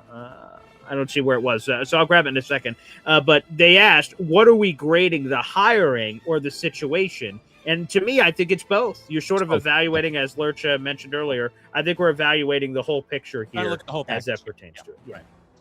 So the criteria is, we didn't set up a criteria, but I told Boy Green at the beginning of this segment what I was thinking, and it's a lot of things. In some cases, I have more information, like who they've already hired as their DC, Right, or their staff. Right, correct. In some cases, I have less information. I mean, like, what do we have on Clint Kubiak? We're going to have to give him a or grade. LaFleur. LaFleur was hired yesterday. I have no idea who else is coming. Yeah. So then you just have to go on, history and what you think of the guy. That's just simply the way it goes. So that's the way we're grading today. Maybe we do this down the road again, maybe in training camp and something like that. And maybe our grades change slightly. Maybe we see something that we didn't see now. We shall see. All right. So Mike LaFleur is in the books. We're both low. I'm a little lower than you on that one. All right. Let's go next. You mentioned them, the Cleveland Browns, who stole our offensive coordinator, for crying out loud. The Giants wanted Todd Monken to come in and help John Harbaugh and create continuity with Jackson Dart, and now New York searching and shaking trees to try and figure out who their next OC is going to be. But he did get one of the last jobs available, and Monken, indeed, in a very, very shaky organization known as the Cleveland Browns, will get the chance to do this job. You want to go first or second on this one, PG? Yeah, I'll go first. And I'm sure from how you, again, I don't know what any of your grades are. You did them privately, but how you talked about this man earlier, I think I know where you're going to go, and I'm going in a different direction. I really like Todd Monken. He was very much in the running for the Jets head coaching job back in 2019. He lost out to Adam Gase. Yippee! That worked out great. He missed out on that. He's never been a head coach before, but goodness gracious. I mean, his resume is wildly impressive. When he went back down to a quick dip back into the college ranks, he won back-to-back national championships with Stetson Bennett at quarterback. With the Ravens, he got Lamar Jackson to an MVP, which was terrific. Man, he has just done great work with a variety of quarterbacks, which revved my engine in the past and continues to rev it now, that I'm curious what he could do with Pro Bowl quarterback Shedeur Sanders, Lurch. Pro Bowl quarterback Shedeur Sanders. What a piece of clay that he has to work with there in Shedeur. But, it's a very tough situation, and I think Todd sort of realized at 59 years of age, I don't know how many chances I'm going to get, and Cleveland's offering me this. I need to take it and make chicken salad out of chicken you-know-what. So I love his offensive background. I love his veteranship. He's been around forever. And we'll see what he can do again with Shedeur, and having the 6th overall pick, no clear path to getting a quarterback unless something changes over the coming months. I'm really excited for Todd. So, yeah, I'm going to give that. Did I give a grade already, Lurch? Nope, you didn't give the grade yet. Okay, great. Okay, I didn't want to now change my grade after saying it. I have it here. But I'm going to give him a nice 6. 6. Okay, 6 for Todd Monken for Boy Green. I mean, we're not way off, Boy Green. Okay. I mean, I agree with a lot of what you said. I like his level of experience. I like how he has developed players, including Lamar Jackson. It is not easy to build an offense that's going to work for a guy like that, and I think he was pretty successful in doing that, so he deserves some kudos there. Also, I think he was sitting behind a guy who's had a very, very impressive run with the Ravens before he was jettisoned off this offseason and now is head coach of the Giants. I think that there is something to be said about learning and being an apprentice of a guy who knows how to do it from a CEO level. So I think that's going to give Todd Monken an advantage. The problem here, Boy Green, and the reason I could not pass the Mendoza line of 5 with a guy like Monken is just simply because it's the Cleveland Browns. So one positive, he's going to have a great defense, and he's running the offense, so that's pretty good. He gets a competent defensive coordinator. He doesn't have to worry about that side of the ball. We're rock solid over there, potentially. The Jim Schwartz situation with some drama there. Good point. All right. But if he gets the guy that he needs over there, I mean, they have the personnel to be a good defense again. They were already won this past season, despite all their problems on the other side of the ball. I think that's a good start for a guy. But I also, again, lack of experience as a head coach, knowing it's the Cleveland Browns and they always find ways to wreck it, and their quarterback situation, let's face it, you want to talk about all Pro Bowl quarterbacks. Come on. All right, they need a quarterback. They don't know what they're doing. They got 2 guys. They're already talking about jettisoning off one of those 2 guys and figuring it out. Like, why did they draft 2 guys? That's the Browns being the Browns. And guess what? The Browns keep on browning. Just like, everybody says the Chargers keep on charging. Right? The Browns keep on charging. The Browns keep on browning. That's my new thing. Sorry, missed that one. So because of that, I can't go above 4 for Todd Monken. So I'm going to go 4 for Todd Monken because it's the Browns and because the quarterback situation is kind of a disaster right now. Okay, Lurch, real quick, I want to call you to the stand, if I may. Okay, Okay. call me to the stand. I Here raise it my is. right hand and yes. Lurch, I swear to tell the whole truth, and nothing but the truth, so help me God. Go ahead. you're a professor at many Hmm. colleges, Yes. and I must ask, Hmm. did this grade at all get affected by the fact that this guy was supposed to be your offensive coordinator, No. and now No. he skipped out on town to be the Browns head coach? Definitely I not. need your Boy Scout honor, young man, that didn't affect your grades, because I have a slight feeling there's some saltiness happening here as the Giants are looking for their OC, and apparently Todd Monken was their top choice according to insiders. Yeah. No is the answer to that question. I Okay. don't. I'm not close enough to the situation in Baltimore over the years with Todd Monken. I thought he was a pretty competent OC. I thought he did some good things. I think he deserves credit for some things. And I didn't realize how much experience he has when Harbaugh was talking about perhaps bringing him in as the next OC of the Giants. So I think that helped me rethink it a little bit. But I still think my grade with the Browns is just basically based on quarterback situation, organization, and then what is Todd Monken going to do? He's going to have to find somebody, obviously, to run that defense, especially if Schwartz does step away from the apparent 2 more years that he has on that deal. But you're not going to keep a DC that doesn't want to be there. So I don't know, unless he's already gone in there and talked with Schwartz and has said things to him that have reassured him that, I just, we can still work together, But it's hard, man. The guy just got passed over. I mean, that's not hard to sit in. I've been in that situation myself before. That's not a good place to be. So if Jim Schwartz doesn't honor that contract and they let him go, that probably is the right move for Cleveland to make, despite the fact that I think he's a terrific defensive coordinator. Terrific. And deserves, frankly, another head coaching job. And I think deserves much more than some of the guys that ended up with these jobs. So just surprising they went that direction.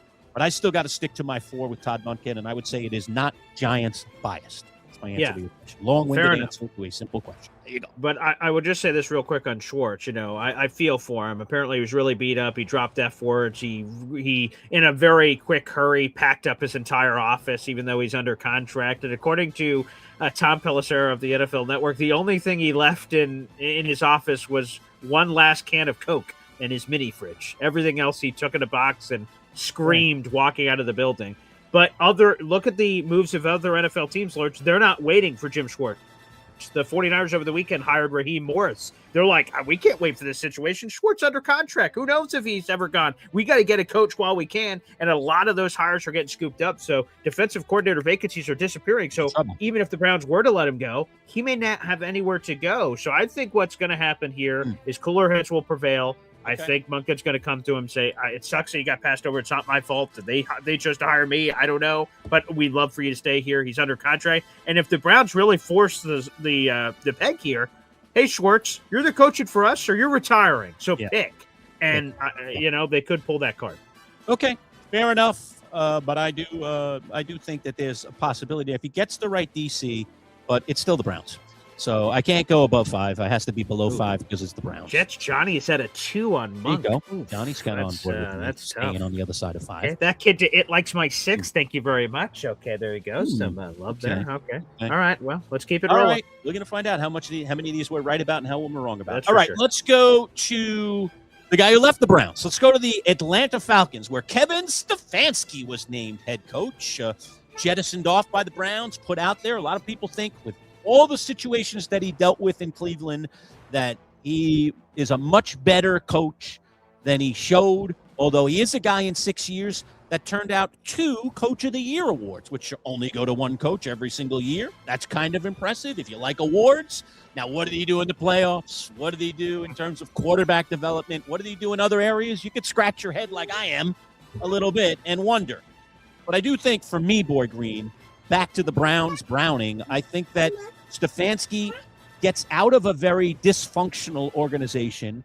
And I don't know that it's all so great in Atlanta, but I do know one thing, that Arthur Blank will give him resources, that Arthur Blank will stay out of the way when he needs to if Kevin Stefanski is doing a good job. And I think for that reason, I have to go 7 on the Stefanski hire. I'm not sure about it. I'm not banking on it being a raving success, but I think it points the Falcons at the very least in the right direction.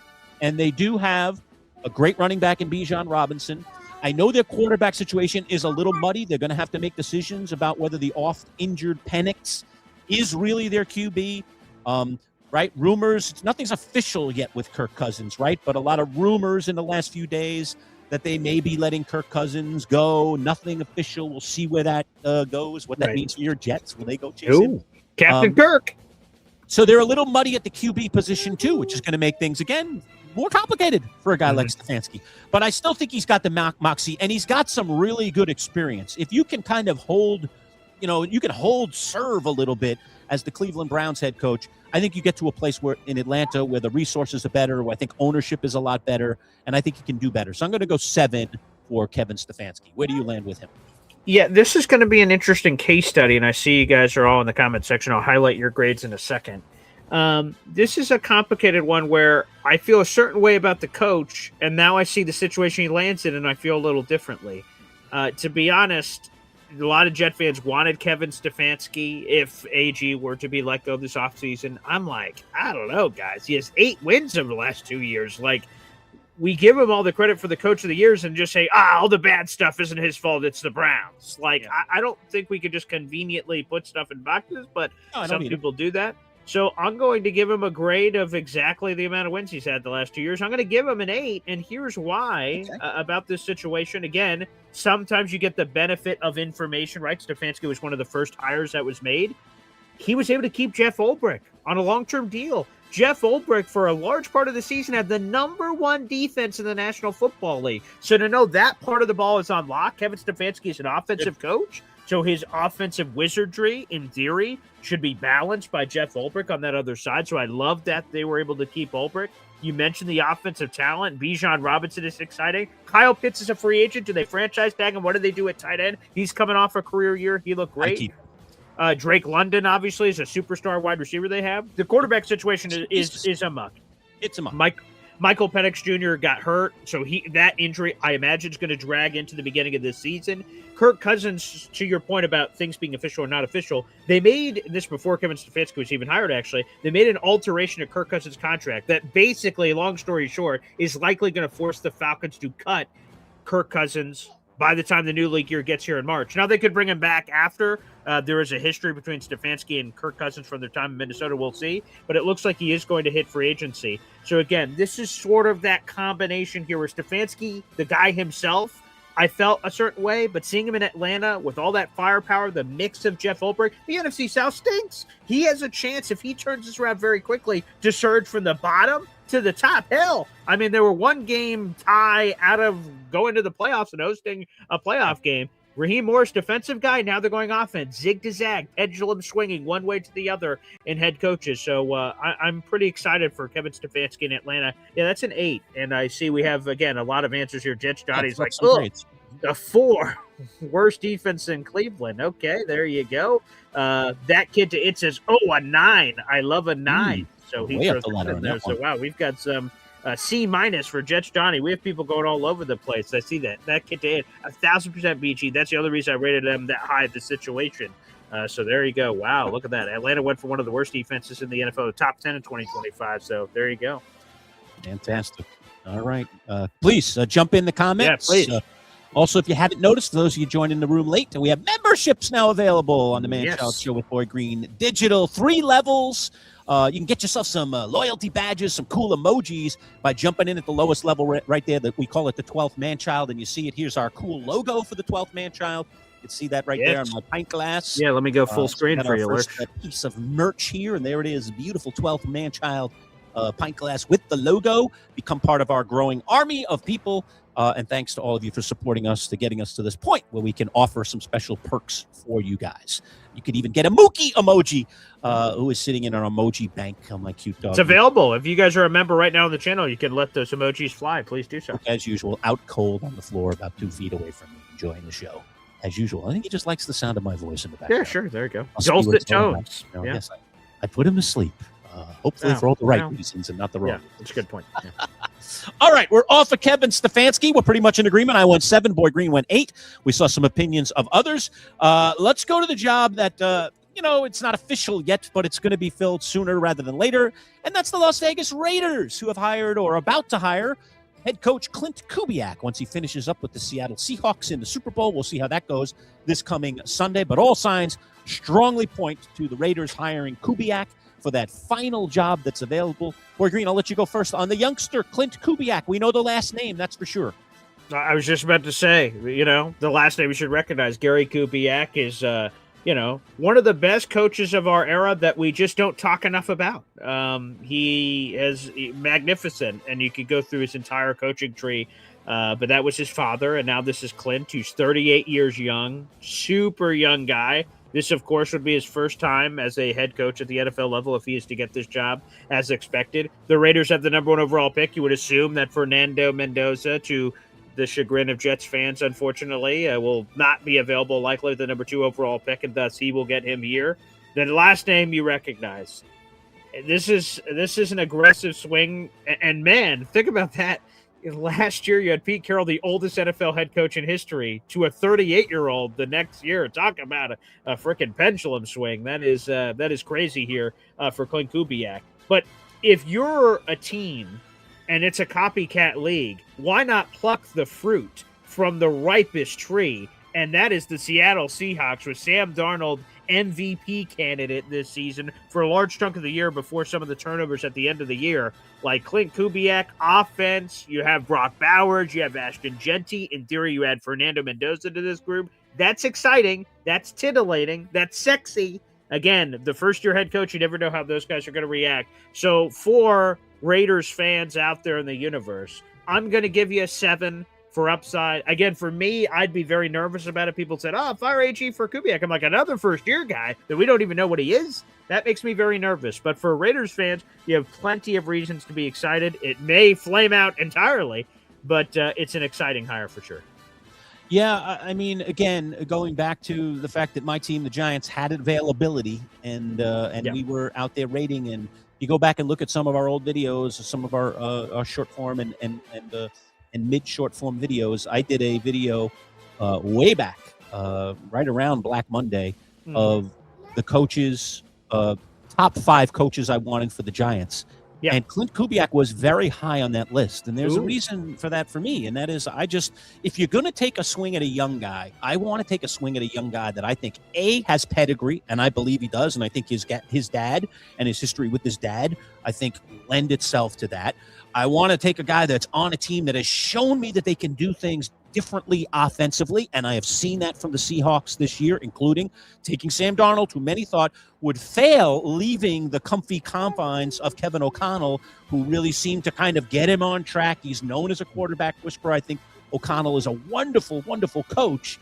And now, now he's going to go to some foreign coach, some new system, new terminology, and this guy's a young 38-year-old guy who's going to, somehow magnificently keep him on track. Well, guess what he did? He did keep him on track. As a matter of fact, you could say elements of Sam Darnold's game were better this year than they were even when he was with Minnesota. So I think Clint Kubiak has done a wonderful job. And I think if I'm going to take a swing at a young guy, he's the top guy on my list coming out of this coaching cycle. So I wanted him for the Giants. If those other people, if Stefanski hadn't become available, if Harbaugh hadn't become available, he would have been at the very top of my list.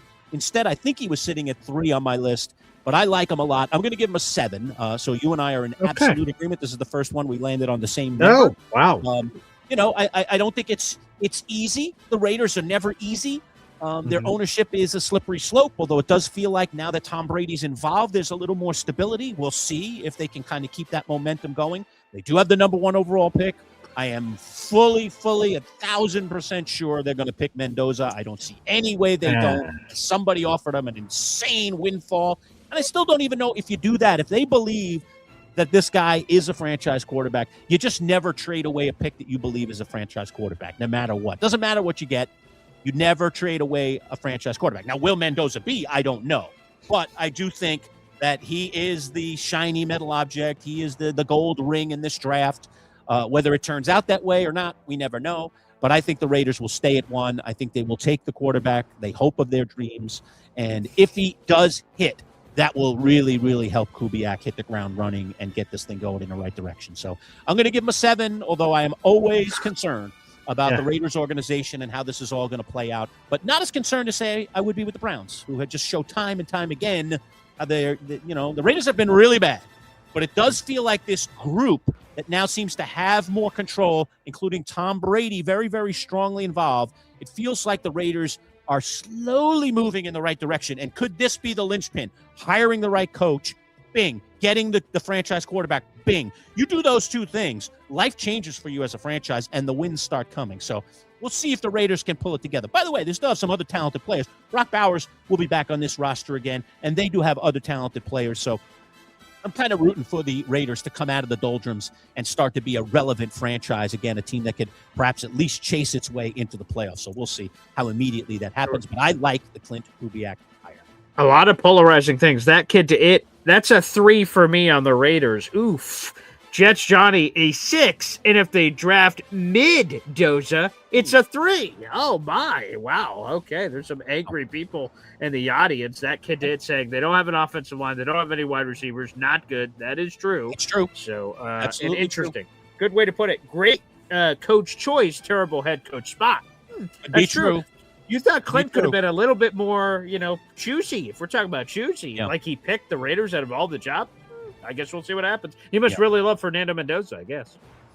Well, let's see. I mean, that's going to be the difference for Kubiak if he can really get moving in the right direction quickly, is if they find the quarterback, and they got to hope that number 1 overall draft pick turns into the quarterback of their dreams. All right, 2 to go, Boy Green, and we saved the locals for last. Let's go to the Bills next.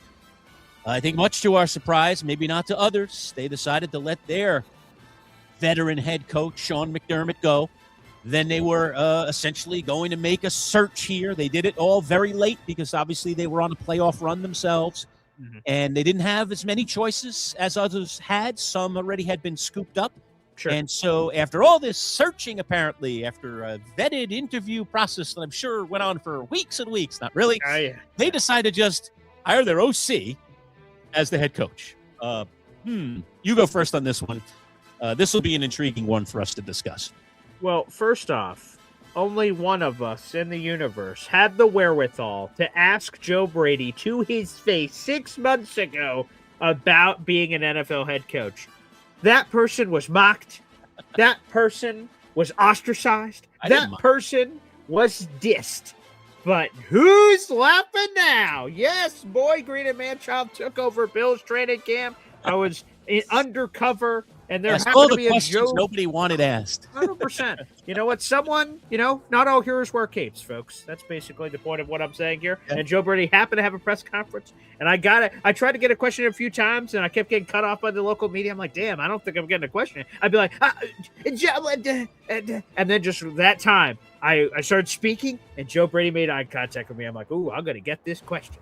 And I asked him about being an NFL head coach. And Joe Brady, I don't know how many times he's going to do this as a head coach of the Bills, but he punted on my question and didn't answer it. But I have the gall to ask about him being a head coach. And who would have thought 6 months later he's the head coach? I want to highlight this comment from Twitter. Danny in real life, a Buffalo Bills fan, chiming in earlier in the show. He says, I was a 5 on Joe Brady when the news broke, but I was sold on the vision after the presser and the hiring of Pete Carmichael at offensive coordinator and Jim Leonard at DC. I'm now at a 7.5 to an 8 now. We have not broken out the halves yet, Lurch, the decimal points. So perhaps trying to stick to whole numbers here. That could happen here. I got 10 choices. That's enough choices for me to put a number on. Yeah, I'll just sort of, and then I'll tell the grade at the end. I'm going to be honest. I was underwhelmed by the hire. So was I. Lurch said it beautifully a couple days ago, maybe a week ago. He just thought that the Bills could have done a better job having Josh Allen as the recruiting tool. That they could have, in theory, gotten any coach they wanted outside of 2 that were hired before the job became open. That was your boy John Harbaugh to the Giants and Kevin Stefanski to the Falcons. That ink was dry before the Bills made their choice. So they did not have those options on the table. I'm curious if those 2 would have still been available. Did something different happen in Buffalo? Who knows? But I was underwhelmed by the hire. Joe Brady's a fine young man. But boy, to just promote from within, considering all the Bills' problems and saying, oh, this guy, don't worry, guys, this is the guy that's going to be able to solve it. Especially when we heard heat about whether Joe Brady was going to retain his OC job last year. This was underwhelming. But in a similar way that Danny described it, I've been inspired by the hires. Less on Pete Carmichael and more on Jim Leonard. Jim Leonard, I think, is a super bright guy. And in theory, if you could pair Joe Brady's offense with Jim Leonard's high upside on defense and you have Josh Allen, that helps. Having what is still the league reigning MVP before later this week when NFL Honors crowns a new MVP. To me, I think I'm here at a 6. I was at a 5, and then the Jim Leonard bumped me up a point, that hiring at defensive coordinator, and I'm enticed. Let's see what that means for this offseason. The Bills have some problems. They need to get some wide receiver help. They need to get way better on their run defense. Can they get those things done this offseason? We'll see. But I'm at a 6 for Joe Brady. Well, 2 in a row, Boy Green. We're on the same number. And wow. really for the same reasons that you said, I think it would have been a 5, maybe even a 4 for me for Joe Brady. But I like the 2 hires, and that does help. I'm not a big fan of press conferences meaning anything, so right. I know that that commenter also mentioned about the press conference. Press conferences are press conferences. Don't ever be impressed solely by that. I mean, it can be an indication of what kind of leader of men a guy is, how he puts words together. You heard me after the John Harbaugh, press conference say, wow, was I impressed with the way he handled himself at that press conference, the confidence, the ease, the choice of words, the forethought that I think went into almost everything that he had to say. It wasn't just a cliche of, coaching isms. There was actually some real thought given to what he said and some real passion shown in that press conference. And, we saw some of the same things from Joe Brady. So I agree. I was somewhat impressed by the way he got in front of a microphone and handled some difficult and maybe some not so difficult questions. I thought he did a good job. But press conferences are press conferences. Coaching is coaching. I just wonder about this guy. Is he ready for a head coaching job? But I can give him a 6 comfortably because of the hires and the fact that he has not just a quarterback. He has one of the best quarterbacks in football. And that quarterback is going to mask a lot of his deficiencies because he does it for everyone, and he did it for Sean McDermott included as well. I don't understand why the Bills let McDermott done. I think it's going to, in the long run, be a bad decision, but I'm willing to give Brady a little bit of the benefit of the doubt. But I can't go any higher than 6 because I'm just not a full believer that he can lead the whole thing. I think he's a very good OC. I think he's proven that, but I want to see what he's like as a head man, and I'm not confident he's going to be a great head man, at least in his first job out of the chute. Maybe down the road, this guy's a good head coach, but I'm not sure if he's a good head coach right now. And the Bills, by the way, need one right now. I mean, their window is closing faster and faster and faster every day. So we'll see where it all goes. Lurch, you're not willing to go above a 6. No worries, the fans sure are. Jets Johnny, that's a 9 out of 10 for me. A-. That kid it jumps in. I hate to rate it this high, but I'm at an 8.5 on the Bills, which he's going crazy for. Jets Johnny saying I wanted Joe Brady for the Jets last year. And that kid did, saying I could see Mike Evans going there this offseason. We'll see. There's been some rumors about that. And yes, Iowa Jets will have full coverage on this for Jets, Giants, Bills, and the biggest stories. He said 38-ish days to free agency. Yes, that is in the second week of March. So, yeah, we're a little more than a month away from free agency. So we'll have plenty there for that, which is unbelievable. The cycle spins. We have Combine later this month. So, yeah, we've got a lot of big things coming up. But, yeah, again, I got to reiterate, I'm at a 6. Sorry, Bills Mafia. Try to keep it to your street. All right, we've made it to our last coaching hire. I saved perhaps the best for last. The New York Giants go out there and scoop up the fired John Harbaugh, who was jettisoned off by the Baltimore Ravens. I think a shock for a lot of people. It was something that you and me and Ed Valentine, our Giants insider, were talking about for weeks. Ed kept saying week in and week out as we asked him about, where are the Giants in their search? Because remember, they were the first team out there searching. They let go of Brian Dable. Correct, right. With many weeks to go in the season. And so we were asking and probing our Giants insider, Ed Valentine, of Big Blue View every week. So you hearing anything? Who do you like? Who might be a good fit? And he would put out his list, the Clint Kubiaks of the world, the other young studs, the Mike McCarthys who were just, collecting dust and could be acquired right away. And then he kept saying over and over again, unless John Harbaugh becomes available, unless John Harbaugh is out there, then I shift over here. So that was sort of scoffed way back when, back when. And I just kept saying to him, what? The Ravens are never going to let Harbaugh. He's way too good a coach. They're not going to do that. Come on, Ed. Are you out of your mind? And then it happened. And I was like, did that just happen? And then my immediate impulse was, get on a plane. Lock him up. Don't let him go. Throw away the keys. Until he says, yes, yes, yes, I will take your franchise.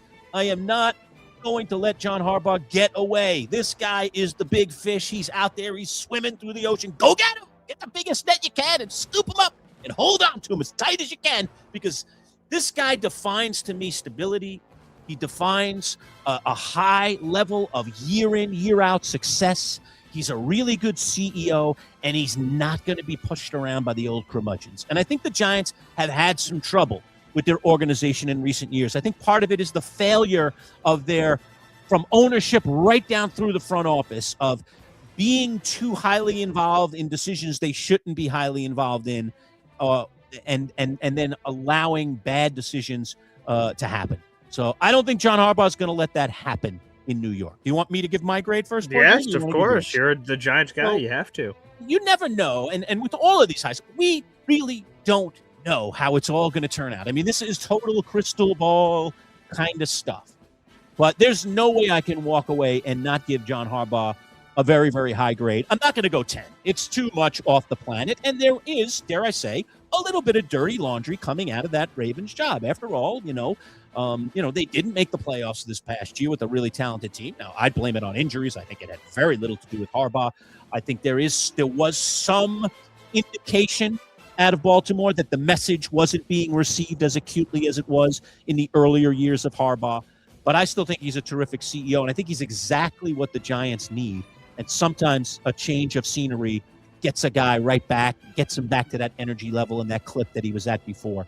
So I have a lot of faith in the guy. I'm going to give him a 9 out of 10, Boy Green. I think it is a monster, big hire for the New York Football Giants, and we'll see, can he get this franchise back on track. I love the hire of John Harbaugh. I haven't been hiding that, so I don't think you're very surprised. Maybe you're surprised I didn't give him a 10, but I'm going to stick with a 9 because I always think there is a little bit of room for error in a situation like this. But I think he's the guy that's going to get us back.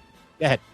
Yeah, that's where I'm going to push back. I don't think there is room for error here. The Giants hit a home run. This is a 12. I'm breaking the scale of going negative one way for another coach and the other way for this one.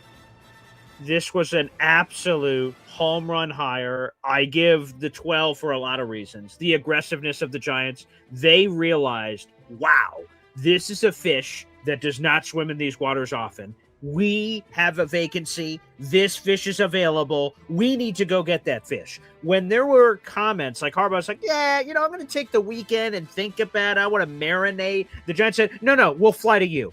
Boom. Fly to his house. Get there first. Conversations.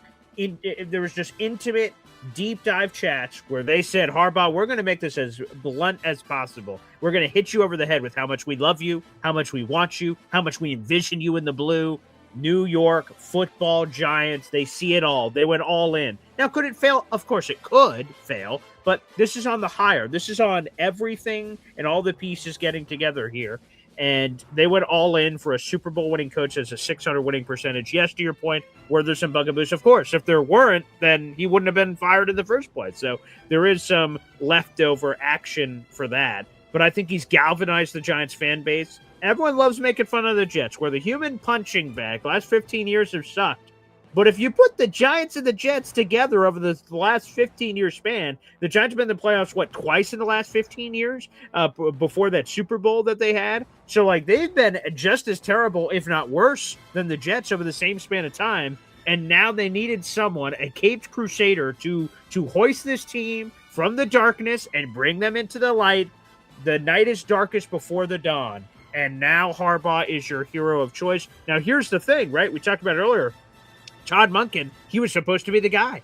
Harbaugh wanted Monken so bad that he almost got fired over the Monken. He might as well have gotten fired over the Monken decision for retaining members of his staff in Baltimore. Monken goes to Cleveland. Now what? Now, there's some recent rumors that the Giants are swimming in the waters of Cliff Kingsbury. That excites me. Yes, that's a name. That was the guy that I was like, here's a guy that's still out there that I think could actually really help. Yeah, like Brian Callahan, I'm sort of mid on. Yeah, I don't know. I don't love that one.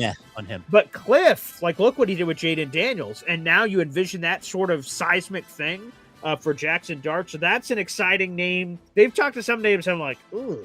But Cliff is one that I feel really good about. So we're at a 12. This could be a 15 if they're able to lure Cliff Kingsbury in here. So, yes, Lurch, you should be elated. I hate to say that because, screw your Giants. It's Jets, Giants. We're always competing against each other for everything. But in all seriousness, I mean, you as a Giants person should be absolutely elated here. Over the moon. And let's see if Harbaugh can have that sort of franchise-altering impact that Giants people clearly believe that he can have.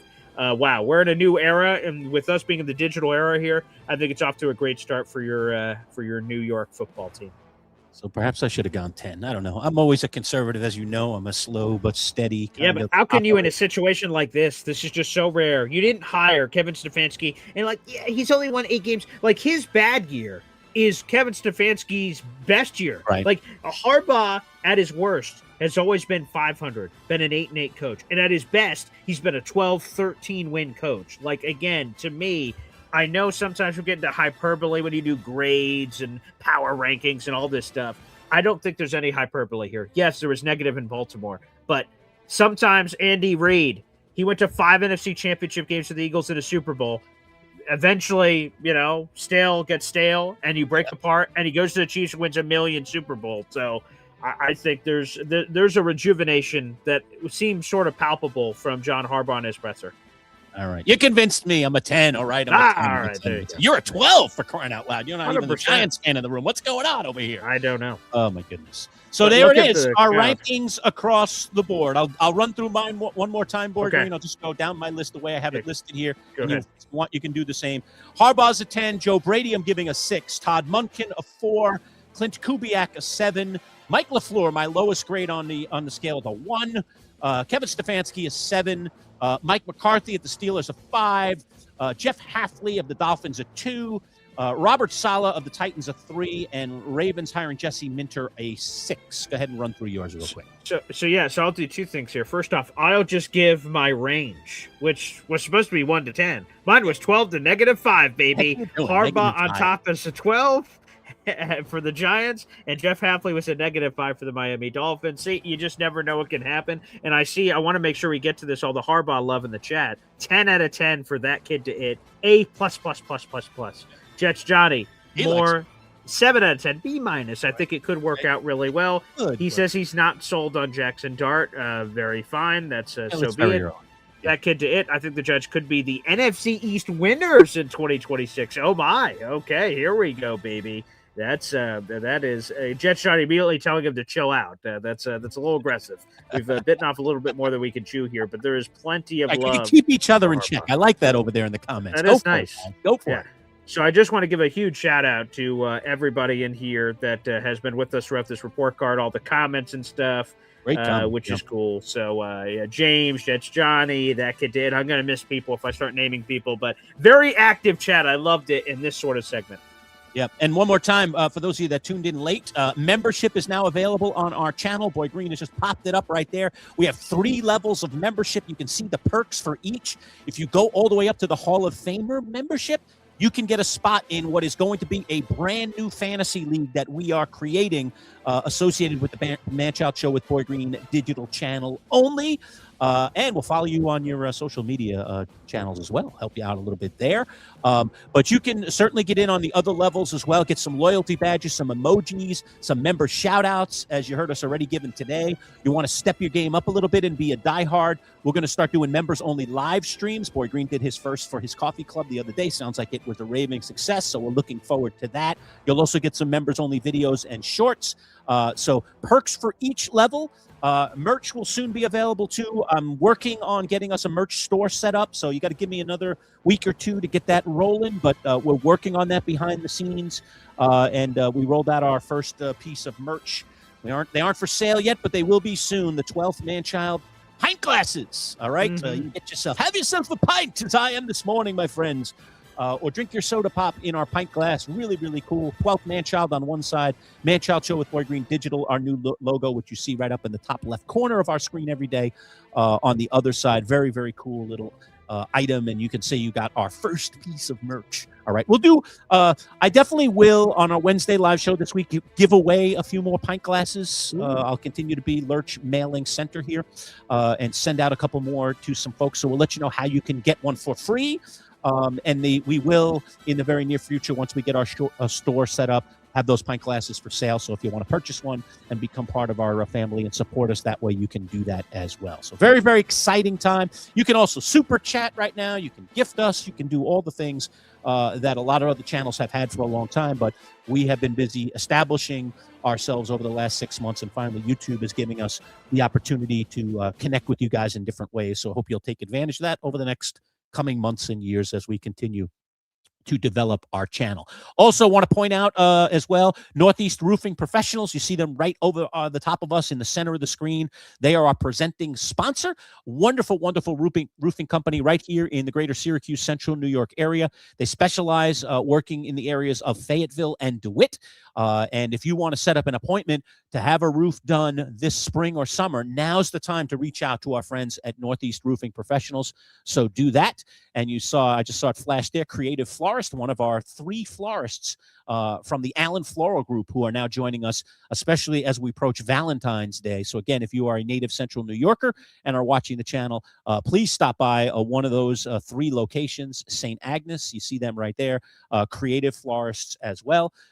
And by Wednesday, I should have a little discount code available to you. So if you do go in there and purchase your flowers for Valentine's Day, we'll save you some money just by simply telling them the discount code when you walk in. So I'm still getting that squared away, exactly what the discount's going to be and what the code is going to be. So we'll have your secret code for you that'll come on the show on Wednesday. Wow, what a action-packed show that was today, Boy Green. I'll pass it over to you for any other final thoughts, anything else you want to clean up today.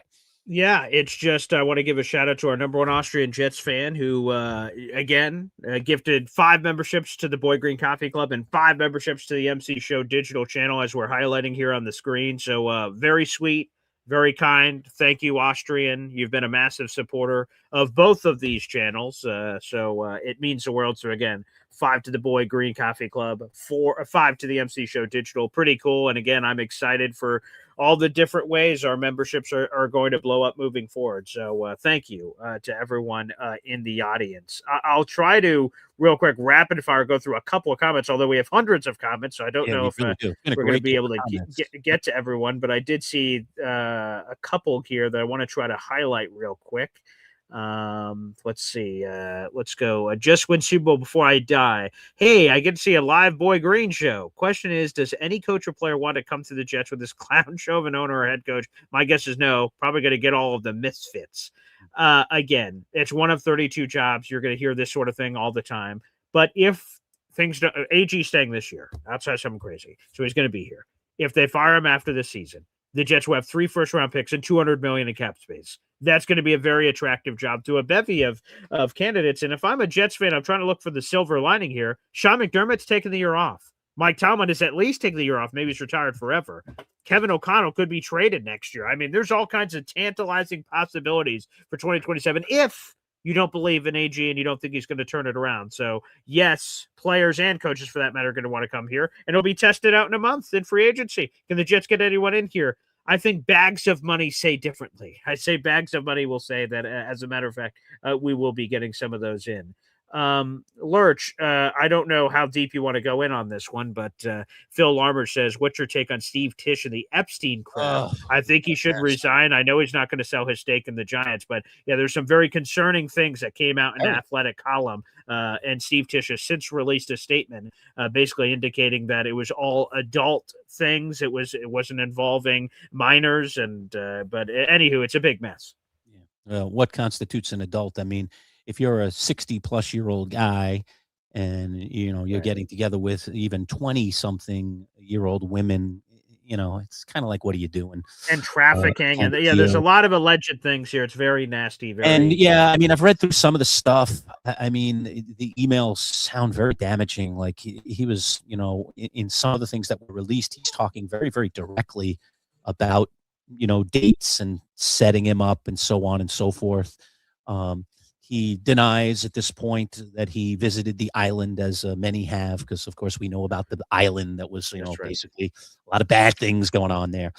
But clearly he was involved for a period of time. It does not look good. It is a terrible look for the New York Football Giants. And it's hard to get ownership out So, I mean, that's the problem. I mean, the Mara and Tisch families are very, very close. They've co-owned this team for a long time together now. Does suddenly now the Maras, declare war on the Tisches? And, I don't really see that happening. But maybe Steve Tisch needs to consider the idea of resigning his position of sorts. You could still remain an investor, you could still remain involved behind the scenes, but the fact is, this is a guy that was sitting in on coaching meetings. This is a guy that was sitting in on coaching interviews. This is a guy who is part of the brain trust that makes the day-to-day decisions at the ownership level for the Giants. And this has certainly put a very, very big black mark on it. So, yeah, that's about, I guess, what I'm willing to say at this point. I mean, this is a very, very of course, icky, disgusting story.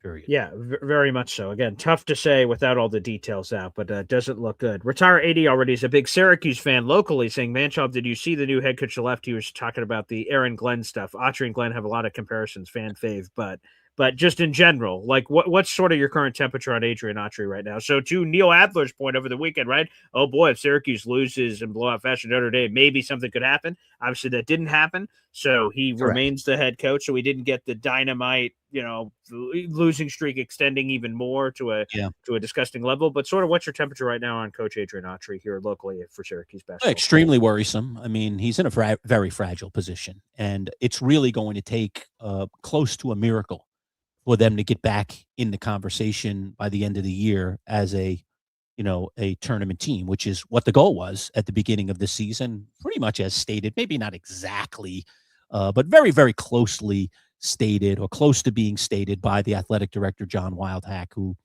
one would think is kind of at the head of the table here in terms of making decisions about whether the coach stays or goes. Syracuse had to have that win. It was a very emotional day as well for Syracuse fans. Lawrence Moten, who passed earlier this past year, was honored. So there was a little extra juice in the building for that. Notre Dame's not a very good basketball team this year, so Syracuse, had to win that game. You're in your own building against a team that has a lesser record than you. You got to go out and beat them. And so they took care of business, which is what Adrian Autry needed. There were a couple of interesting things in that game. Donnie Freeman not starting, and what's going on there? Is that an injury-related thing? That's kind of been on the hush-hush in terms of what's going on there. There has been some challenges about lack of effort. Adrian Autry speaking about how Sadiq White in the prior game was the only guy that he could really point to that was giving 100% effort for 100% of the game. And there's Sadiq White now sitting in the lineup in place of Donnie Freeman. Was that just connected to Sadiq White's good play, or is there something going on behind the scenes with Donnie Freeman and not maybe playing up to his potential? He's clearly Syracuse's most important player this year. He's the guy that has the most upside as we speak of this roster. But you do have to be, you have to bring the discipline hammer down sometimes when you're the head coach. So this win didn't certainly, the win might have saved his job in the sense that, if they went down badly in their own building to Notre Dame, maybe, sure, they might make a move during the season. I still don't think anything's going to happen until this season is done. And so Adrian Autry has a stay of execution here where he can try to get some things done. By the way, they're playing North Carolina in North Carolina tonight. So you want to talk about taking the Notre Dame thing and then turn it into something even better and really, really at least going from a steaming hot seat to a warmer seat. Go down there to Chapel Hill and go beat Carolina tonight, and that might get the fan base at least a little bit off his case. But in the end, the only ticket out to me, Boy Green, is a ticket to the dance. And right now, they are in as shaky a position as you can be. But they do still have enough games against enough good teams that if they miraculously, and I do say miraculously, turned it around, okay, they could find their way. But it's a very steep slope, an unlikely slope. And so we'll see what Adrian Autry can do. But I'm not going to be one of those kind of fans. And I see them out there on the forums and in the comments a lot of times that are just like literally like rooting for them to lose, like saying, I hope they get blown out by Notre Dame so they'll just fire this guy. To me, you're not a real fan if you're doing that. Right. Which some people did say that on social media. You root for your team to win day in and day out and let the chips fall where they may. You don't go out there and say, let's tank it. Let's have a disastrous effort here against Notre Dame. So we can get rid of him. So we can get rid of the guy. If it's not meant to be, at some point he'll be gone, if it's not meant to be. but I also think he deserves the chance to turn it around. And it's Of going to be a course. miracle. It's going to be a miracle. I'm not saying he's going to turn it around. I'm not. Yeah, voting for right. that. All right. But he still has enough of a season in front of him. Yep. That it could flip. Now It could. It's unlikely, but it could. So, by the way, that Get to It win stream, guys, keep it up. So, kids are yelling my name over there. So, for me, and Lurch, what a fun show. Thank you, everybody, for tuning in. And, Lurch, if you have any final comments or thoughts, and wow, what a show. And, doors of membership are open now. So, please jump on the 12th Man-Child. Be part of our little growing community. We love you there. For those of you that show up in the comments each and every show, we love you as well. For those of you that show up for these live events, we're back live again on Wednesday at 11 as usual. We've got plenty of great content again coming your way this week. Jets, Giants, Bills, all be back on the plate again. So lots and lots of content, SU content coming your way at the end of the week too. So we'll have a chance to look back at a couple of games here, see where Syracuse, do they have a 3-game winning streak by the time we talk again to our SU insider? Or are they back in the tank again? And are we back talking about whether the coach should be fired before the season ends? So there's just a lot of chatter. But I'm glad that we have sewed everything up with the coaching situations in the NFL, other than just making it official on Clint Kubiak, which I'm sure will happen early next week. And now it's onward and upward the rest of this week, Boy Green, to talk about the Super Bowl. And I'm sure we'll spend time with with our NFL insider in the fold talking about the Super Bowl later this week. Looking forward to that, my friend. Yeah, can't wait. Thanks, everybody, for tuning in. We'll see you next time. Take care.